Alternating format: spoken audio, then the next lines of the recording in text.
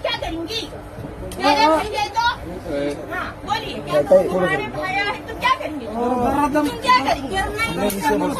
क्या करना क्या? मैंने इसके बाद जो तमाशा किया वही मैंने आपके कास्ट के सर को वीडियो डाला। बंद करा पड़े ना, वंदे मातरम बोलना पड़ेगा। आपको किसने आके फोर्स किया? जी बोलिए करो क्या? आपको किसने फोर्स किया? क्या बोले आप लोग? मीटिंग का खा के इस मीटिंग में रहना पड़ेगा। आपके पास कोई पर्सनली आया आपको बोलने के लिए? तो पर्सनली आया आप लोग बोला भी होगा तो आपको पर्सनली नहीं बोला है।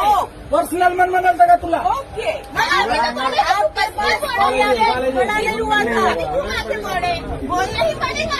अरे आपको पर्सनली बोला भारत स्वातंत्र्यामध्ये होता ज्यावेळेस भारतावर इंग्रजांचं राज्य होतं त्यावेळेस भारताला सर्वांना एकत्र करण्यासाठी आणि भारताला पारतंत्र्यातून काढण्यासाठी वंदे मातरम गीताच्या खाली सर्व एकत्र आले होते आणि तेव्हा आपल्याला आज भारताला स्वातंत्र्य मिळलंय।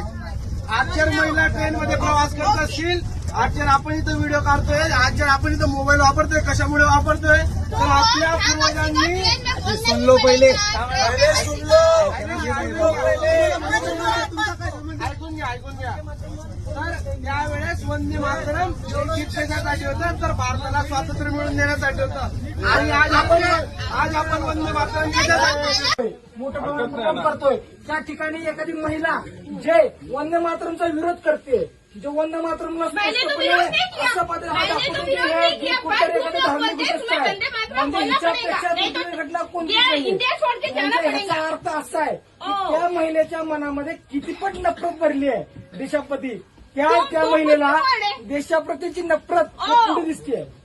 त्याच्या विरुद्ध कारवाई करायचं काम कोण केलं पाहिजे? कोण